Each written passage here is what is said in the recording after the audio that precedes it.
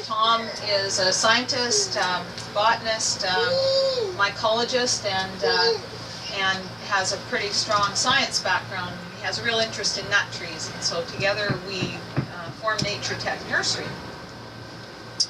And this really is a big part of the reason why we started Nature Tech Nursery, and of course this is Eastern Filbert Blight. That is a tree maybe 4 miles from our nursery location. There are about 500 trees like that in that project. And this is another farm out in Yarrow that last year Peter talked about this orchard. It was a beautiful nut-producing orchard and a fixture right on the main street of Yarrow, and that's what it looks like today. It will probably not be replanted because it's more valuable as development property. Except it's in the ALR. Okay. So Oregon State University really is what made our business possible because of all the work that they've done, and countless hours, over 35 maybe plus years of work has been done to develop the cultivars which we are now propagating. And really, if this industry is revitalized, it's thanks to the work that they've done there. A lot of people have been involved in that process, and they've been supported by the nut growers themselves in the process, as well as all sorts of different kinds of government funding arrangements and of course the university. This is our little nursery, and we have a modern propagation house that allows us to propagate beyond the normal growing season. Right now that's what our house looks like both morning and night, because we are extending the growing season in order to keep these trees growing longer. And this is kind of the cycle, starting with, that's how the trees look when they come out of the lab. We have a little lab as well ourselves, but that's how we had to bring them in, because the only way to bring Corylus in from the US is in sterile culture. And so they get put into little plug trays, and maybe bigger plug trays, and then maybe 3.5-inch deep liner pots, and then finally into larger containers like this one here. And that whole process takes a little over a year from the time it comes out of the lab to get a tree of that size, if you hit the timing correctly, and that's really key to making it happen in that time frame. This is the inside of our greenhouse, and you can see we've got high pressure sodium lights, and we've got underbench heat, and we've got mist benches, and the plants cycle through those various places in the greenhouse before they end up outside in a pot yard. When you say getting the timing right, what specifically are you looking at with the timing? Is it well, if you can take them out of the lab early enough in the growing season, like before the outside growing season, so I'm talking March, April, and get them going in the greenhouse, you can finish a gallon pot by the fall. Okay. But you have to hit that timing. Okay. And this is the outside pot yard. We've got irrigation set up out there that we can control pretty easily. A picture of it. So there have been a lot of production challenges, and I think this is pretty similar when you're starting any new agricultural enterprise or new crop that isn't already being grown. The challenge with Corylus, of course, is that we had to get plants in vitro, and there's really only a couple places producing Corylus in vitro. You have to convince them that it makes sense to sell to you their cultures. And that's so, leaf culture. Pardon? This is tissue. Tissue culture, not leaf. Oh. It's not leaves, but it is a portion of the plant that is grown in culture and multiplied in culture. Technically, yes. Shoot multiplication is what we're doing. Yeah. So, and then we're continuing that in our own lab. So it was really difficult in the lab. They face lots of challenges, and some cultivars are easier to grow than others, and so we didn't get our plants when they were promised to us ever. And some of them we didn't get at all. So, you know, these are just some of the challenges you come up against. We're not organic. I don't know if anyone's ever figured out how to multiply any plants organically in a lab setting, but certainly not Corylus. And so that's sort of for the future something we would hope might be possible, but we're not organic. We know that a lot of our trees will go into organic production systems. And we do practice integrated pest management because we want to, in order to be sustainable and do our part for the environment, we want to make sure that we're using toxic substances as little as possible. So inconsistent growing media, that's another challenge. The plants on the left were grown in a media that was supplied to us as being similar to the plants on the right, same cultivar, and they really were not very similar. There was a lot more peat in the left-hand media. It wasn't as free draining, had a much higher cation exchange capacity, and so this is one of the challenges we've had to kind of sort through as we go along, consistent growing media. And now I'm going to pass it over to Thom, because he's the trial guy. Yes, and first of all, I want to thank the organizers for inviting us here today. We're really glad to be talking to this audience, and thank Peter for giving a good introduction to the industry and why it's so important for us to transition to these new varieties because of the devastating impact of eastern filbert blight.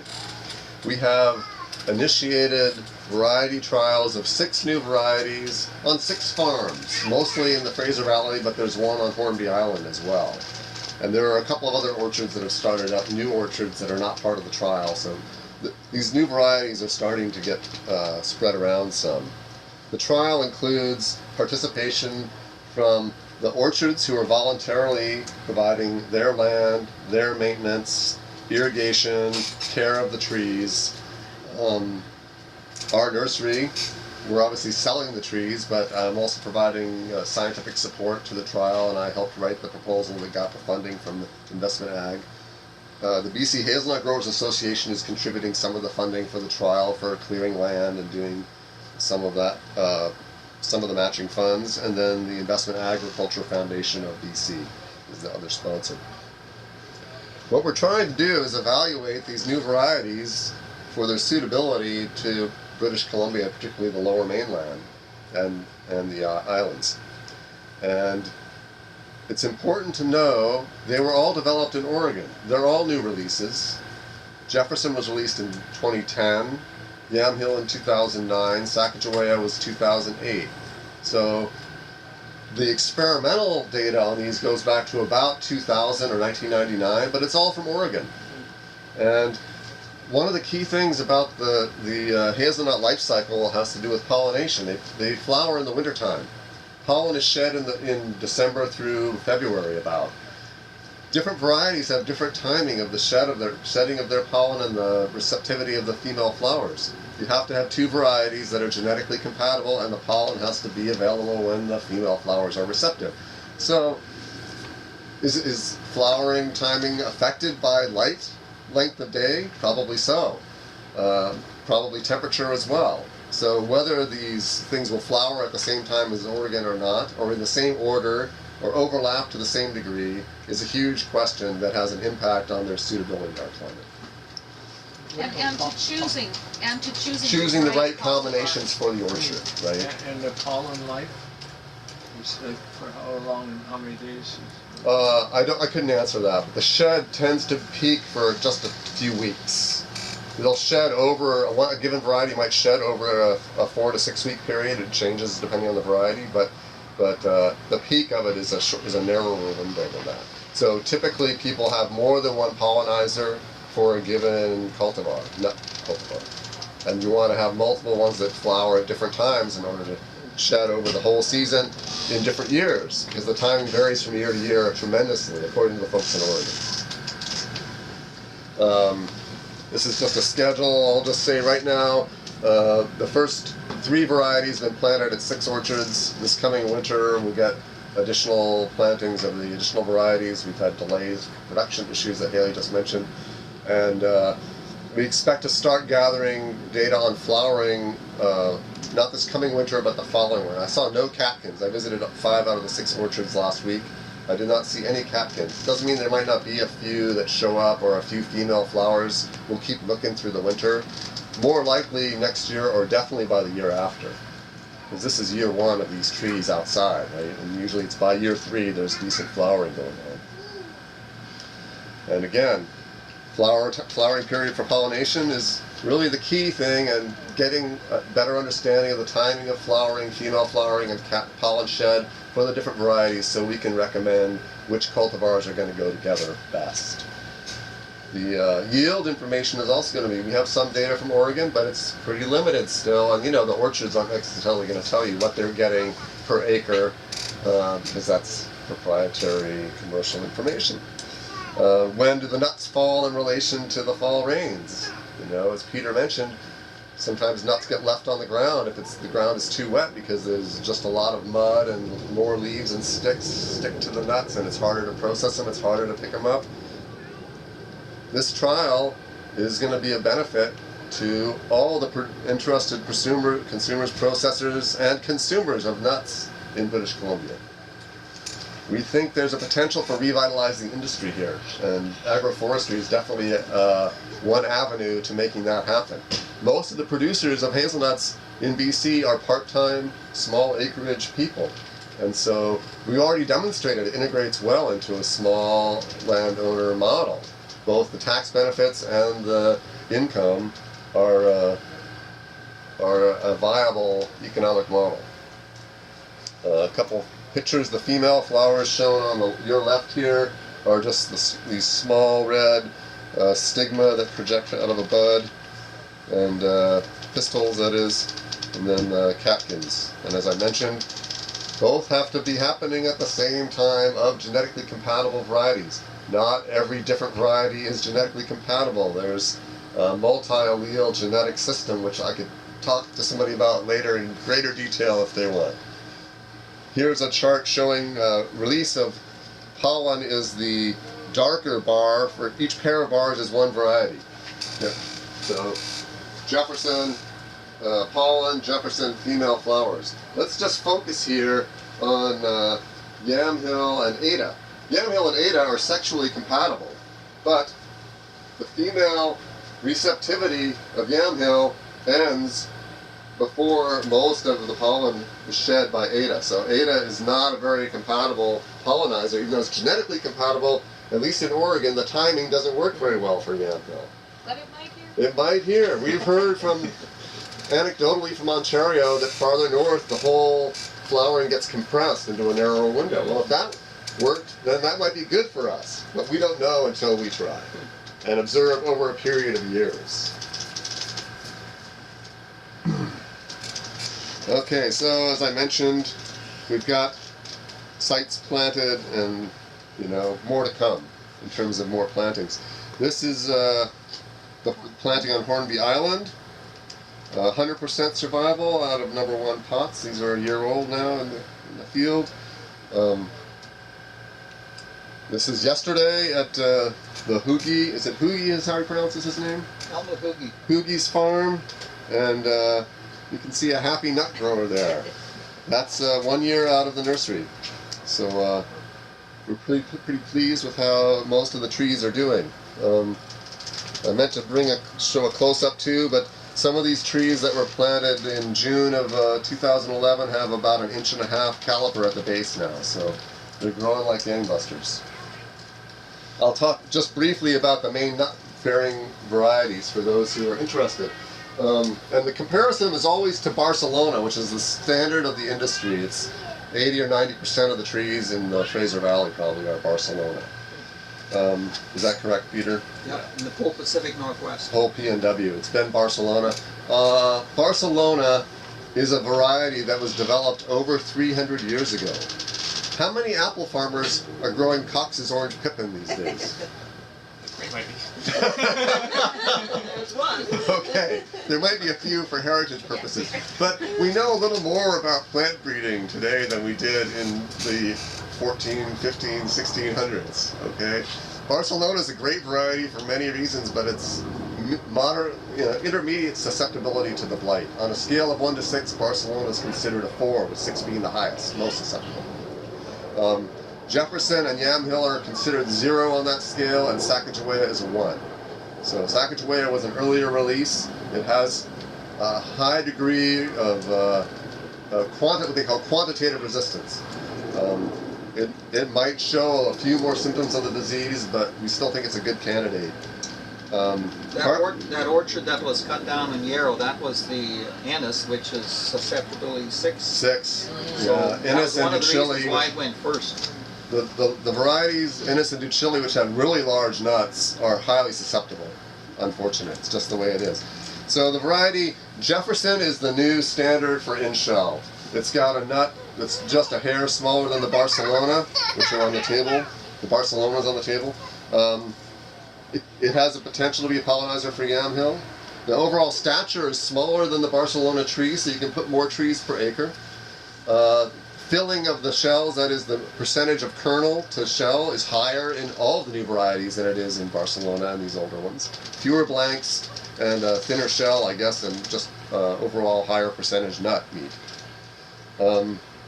Jefferson ripens later. It ripens on a par with Barcelona, maybe even a couple days later than Barcelona.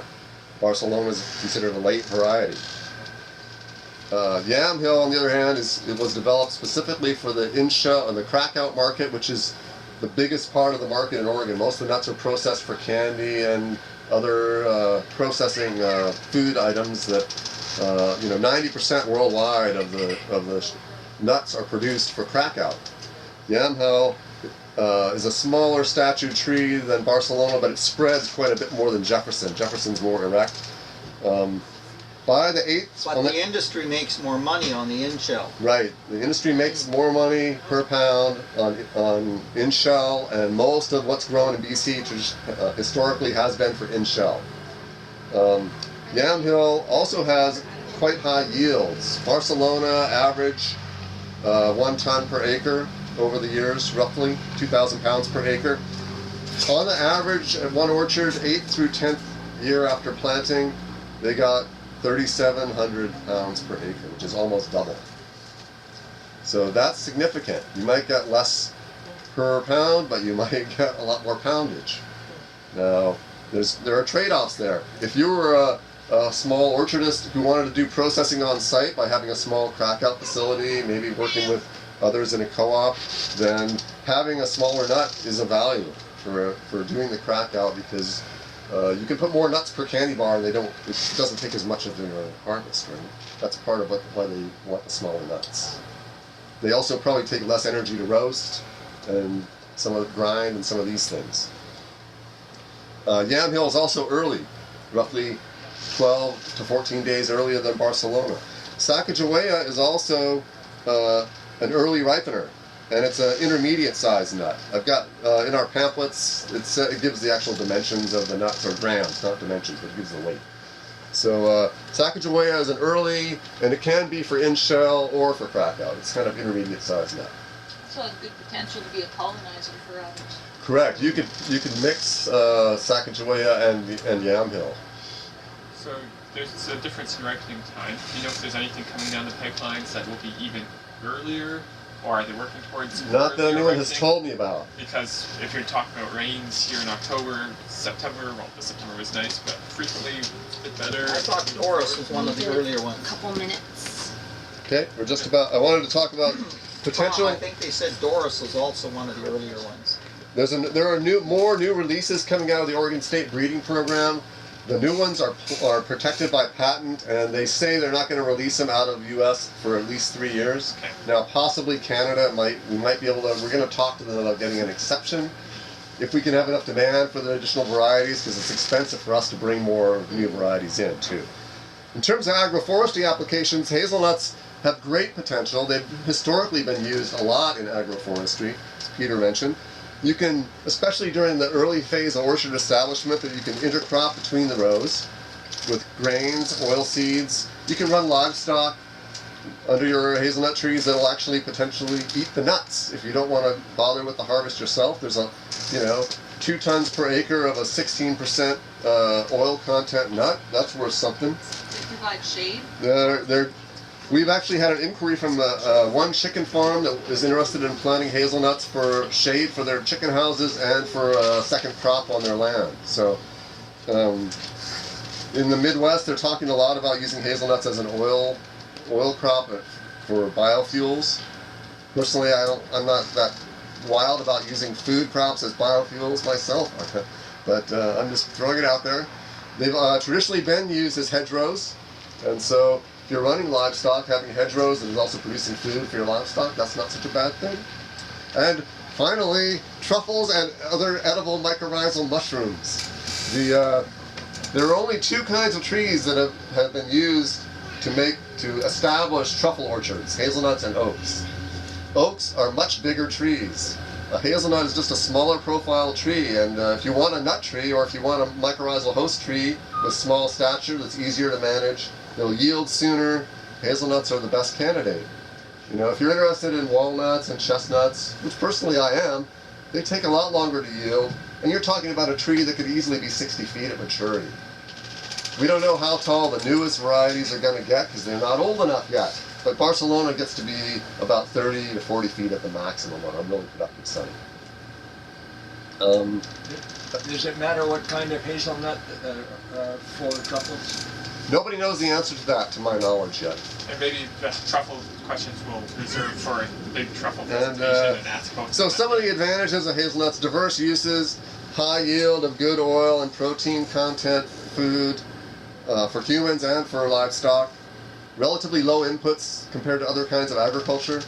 Like if you could compare it to berries, think about how often they have to spray and fertilize and the labor-intensive harvesting. Hazelnuts harvesting, they drop free of the tree and you sweep them in the middle of the row and you suck them up with another machine. It's pretty simple compared to picking berries or something like that. I mentioned the small stature, and you get commercial yields by year 7 to 10. Which for a nut tree is pretty good. And I don't know how many of you have actually read J. Russell Smith's classic tree crops, originally published in 1929, revised and published in 1952, and republished again by Rodale Press in the 80s with a new foreword by Wendell Berry. J. Russell Smith was a visionary, and to me, part of the excitement of agroforestry is thinking big and long term. And Smith, he said, when we develop an agriculture that fits this land, it will become an almost endless vista of green crop yielding trees. So I wanted to leave you with that reference and that image, because I think Smith was certainly the great grandfather of the permaculture movement in general. And if you haven't read his book and you have an interest in this topic, it's a place to go, because any idea you've heard of for agroforestry, he went to the countries where they'd done that for 1,000 years and wrote about it. What was the name of it? Tree Crops, a Permanent Agriculture. Oh, And it's available as a free ebook on the internet if you Google that. Even better. Okay, thank you very much for your attention and for the invitation to come here. And Haley and I will gladly entertain. I think we may have a minute for a couple more questions if there are any.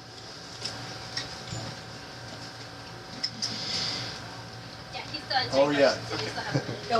And full disclosure, we're a small business. We're in this to try and make money, and so if you think that's a conflict of interest, you have to take that into consideration. But I'm a scientist as well. That's part of why I'm disclosing that, right? And, how much do you know about the genetics of hazelnut resistance to the eastern cold light? I haven't studied that, to tell you the truth. But gassaway is the gene that's confers resistance in these trees. It's one of them. They have more new sources that have been identified, but they're kind of holding back because, I'll tell you one thing I do know. I have studied a little bit. In the western North America, the disease is endemic to eastern North America, to Corylus americana, or the eastern variety of cornuta, whatever you want to call that entity.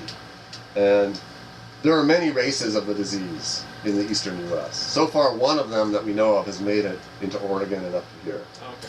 And so one thing they've done with the new varieties is plant them out in places where they've collected every race of the disease they could find and infect hazelnut trees with it. They call these disease gardens. They've got one at Rutgers University in New Jersey. And that way, the varieties are getting exposed to every genotype of the disease that we know occurs. And there's very strong resistance, even just with the one gas-away gene. So that should hold off for quite a while with new varieties, especially since we only have one race here. That's part of the reason we need to keep the quarantine. If we lift the border, we'll get every variety of the eastern filbert blight here eventually. It's inevitable. So we can slow it down. Are these varieties, the new ones you introduced, are they resistant to some of the other ESB? Yes, if you plant Jefferson, they have in that disease garden at Rutgers, you'll get a few little more or less sterile stroma. You don't get sporulation by the disease at all, apparently. It's highly resistant. Now, Sax-Joea presumably would get a little more, right? But Yamhill and Jefferson don't hardly even express symptoms, as far as my understanding at this time. Has any research been done as far as ability to perhaps take an existing varietal that was more susceptible to the disease and inoculating it in some way with some kind of a something that might offer it more resistance to the blight? I haven't heard of that. You know, with chestnut, there was a lot of buzz about the hypovirulent strains of the disease. I don't think it really panned out. Shannon, there's been some research done about inoculating trees with the chaga knotinus for giving resistance to other types of blight that had been done. And I was wondering if any of that translated over. I haven't done a detailed literature review, but couldn't tell you. I'm focusing on growing trees right now. Yeah. One last question. Well, I should ask anyone else have last questions. So, I think I heard that attacks mainly the new growth. Yeah. Can you graft on some of the resistant things onto some of the old crops? Well, it infects the new growth and spreads downward. It does spread down. Okay. But field grafting of hazelnuts is very difficult. Okay. The only person I know who's had good success at that developed his own system to keep the graft unions at a constant temperature for the time they were healing. They need about 25 C. So if you have a cool spring and you can raise the temperature to that, you can get pretty good field grafting success. If you get over too warm, toast. And he used electrical resistors if you're interested. Smart guy.